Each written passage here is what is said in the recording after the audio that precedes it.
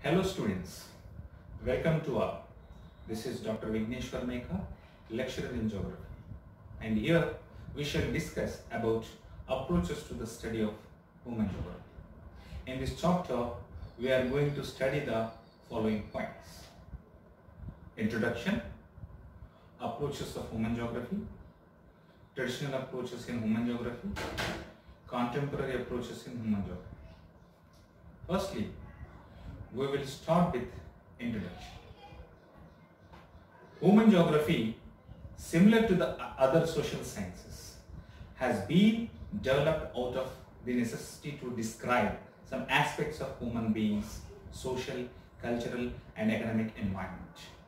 The physical geography and human geography working together, interdisciplinary research projects in order to develop a more complete understanding of the world. The learning outcomes. After studying this chapter, you will be able to study the traditional approaches in human geography, recognize the contemporary approaches in human geography, and familiarize with the changing trends in the study of human geography. Approaches to the study of human geography. Human geography or anthropogeography is a branch of geography which focuses on human beings and their communities, culture, economic activities and interrelationships between human and natural environment by studying their relations with and across the spaces. However, the man and environment relationships are examined from diverse angles by various schools of human geographers. There are several approaches in human geography which can be categorized and studied includes traditional approaches and contemporary approaches. Here, a compilation about the approaches to the study of human geography for UG second year students. This discipline has been passed through different stages of conceptual development and geographical thinking and approaches as the following. A. Traditional approaches to human geography. B.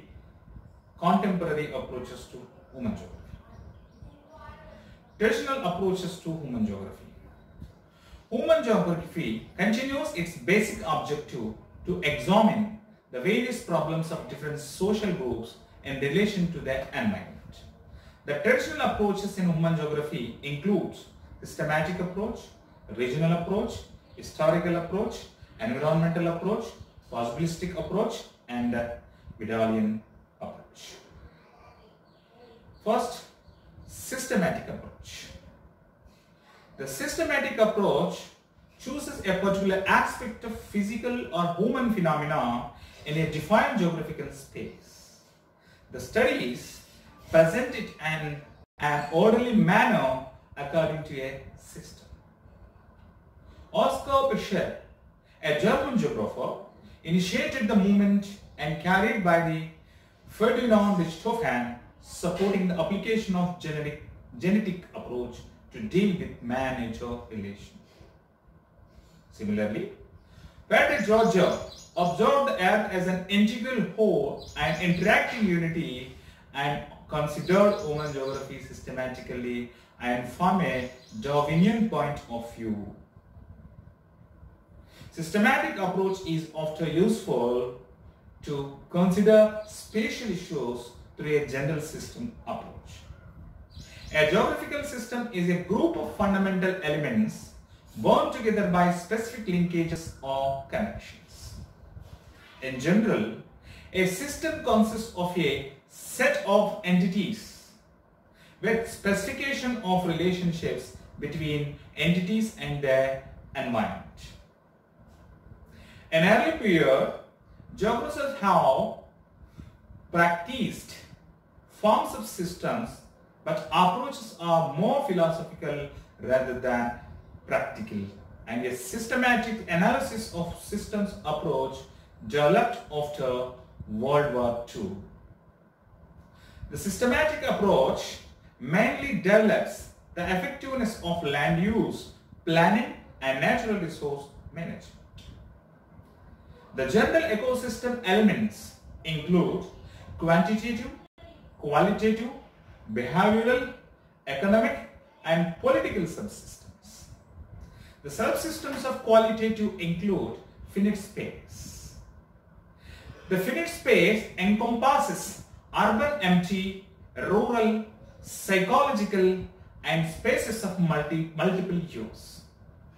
The subsystem of qualitative is pigeonholed through concepts such as carrying capacity, systems of ecological value, compatibility, suitability, compatibility, and stability. Capability and stability. The subsystems of economy include theory of economy and decision making.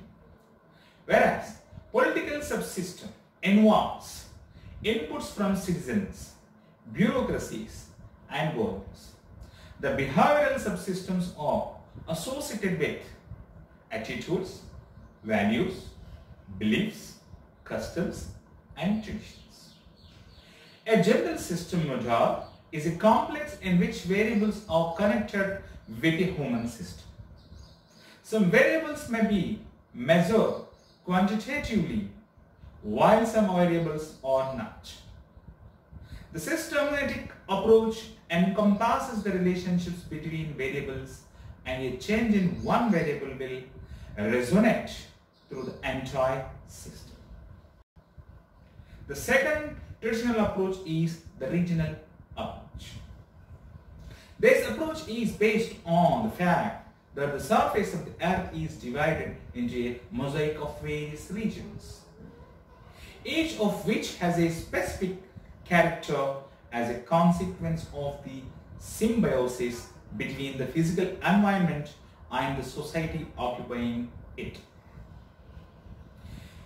This approach is introduced by Frederick George, and it is basically related to the patterns and processes by considering the relationships between human beings and natural environment. This approach is better expressed in any cultural landscape. Analysis of patterns and processes, they express the spatial organizations in an environmental space. In the early 20th century, Vidal de la Blache developed a regional school in France and emphasized on the relationships between man and immediate surrounding by studying small homogeneous areas popularly known as pits. Supporting this concept, Herbertson proposed the scheme of natural regions of the world in 1905.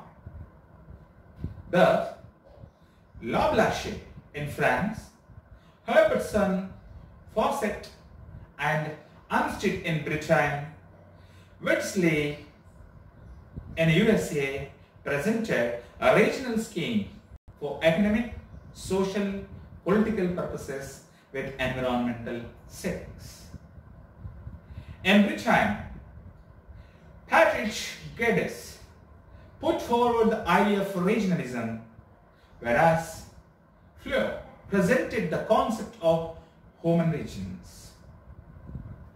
The contemporary geographers specified that the concept of region is relatively clear and compared with many troublesome concepts in other social sciences. According to the Banks, the region is a homogeneous area with physical and cultural characteristics distinct from those of neighboring area. Similarly, Witkowski and Colosso defined the region as a complex spatial socio-economic system characterized by a stable combination of political forces and possessing a specific complex of features. Regional approaches, after influenced by environmental determinism, steadily moved within geographical studies in other directions, permitting for the study of the interaction between human beings and the environment without looking casual linkages between the two and contributing women geographers a clear and well-defined object of this study, having as the key themes the concept of region and interaction between humans and environments, in this way drastically changing the discipline. The third traditional approach, historical approach. This historical approach denotes the temporal trends or the direction of growth stages. In this analysis, process is interpreted as a set of rules which modifies map forms over a period of time. In other words, its focus is an geographic analysis of a place of space throughout time. This concept encompasses the study of cultural geography, diffusion of innovation, geography of time, process form approach. In the 5th century, Herodotus, who is known as the father of history, in his works, discourse was on how the Nile River delta formed, which evidences the earliest example of the historical geography. Historical geography, which studies the past geographies, continued without progress till the end of the 17th century. Philip Clabot, the founder of historical geography, in his work, A Historical Geography of Germany, contributed to the discipline by combining classic knowledge with the knowledge of the landscapes. In the 19th century, the geography importance as the basis for appreciating history was imparted in several universities, especially in the United Kingdom.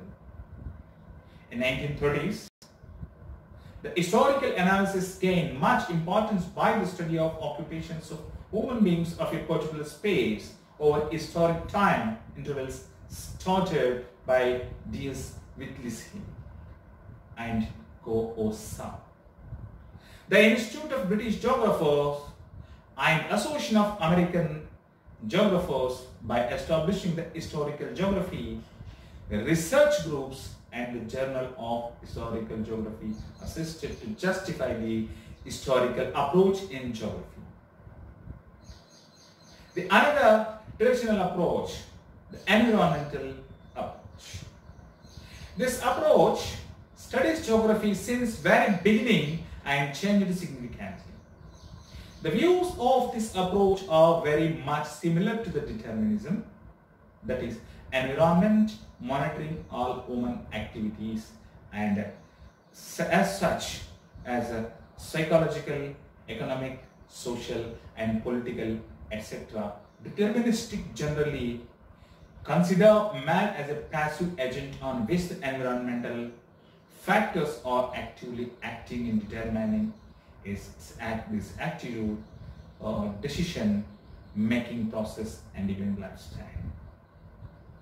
The rise of determinism provided new dimension by some scientific validation of the concept of determinism. Frequently, geographers approach the analysis of the dynamics of environment from the standpoint of natural sciences. The role of society in the environment endure a main theme, but activities of human beings are analyzed as one on the several interconnected mechanisms of environmental changeability or variation. In gender, determinists consider human beings as passive agents on which the environment factors are actively performing and controlling their attitude, decision making, process, even lifestyle. The progress of determinism afforded a new dimension through some scientific validation of the determinism concept. Roger, by his works, Anthropogeography and Political Geography, Ellen Sample's Influence of Geographic Environment, Huntington and H.J. Mackinder, with their works Influence of the Determinism in early period of 20th century. Environmental approach was criticized and gave ways towards the concept of possibilism after Second World War. The next is the possibilistic approach. This approach focuses on the human being's role as a geographic agent and modifier of natural environment, and this concept was first developed by Vidal during the 20th century. But the possibilism term was first coined by French scholar Lucien Febvre. The possibilism places human being at a top level and esteems it as an active agent. The possibilistic approach focuses mainly on the role of woman as a geographic agent and natural environment modifier. Jean Brunet of France, Fleur in return, Isaiah Bowman, and Carl O'Sau of USA, etc. were the important advocates of the possibilism. Fleur tried to delimit world regions based on the human characteristics rather than the traditional climatic belt regions. O'Sau and Barrow developed the theme of possibilism. Possibilists think that nature is never more than the advisor. Human beings, by their skills, technological innovations, are capable to modify the difficulties of nature which come in progress, and believed there are no limitations to human choice in the land use. And the next is the vidalian approach. The possibilistic view of environmental relations developed by Vidal presented a middle course between the views of French sociologist Emile Durkheim, who proposed that the study of social morphology, and the German geographer Friedrich Roger. In other words, this vidalian approach to the environment followed a middle course between strict environmentalism and extreme possibilism. The viewpoint that society and nature stood out as advisories in the man-environment confrontation was rejected by Lablache. For Blaché, human was part of living creation, that is nature, and therefore its most active collaborator. Lucien Febvre, a French historian, supported views of Vidal in his famous phrase, "There are not necessities but everywhere possibilities, and man as master of these possibilities is the judge of their use." The point of view attends human in the first place is the one who takes the decisions. The next, we go to contemporary approaches to human geography.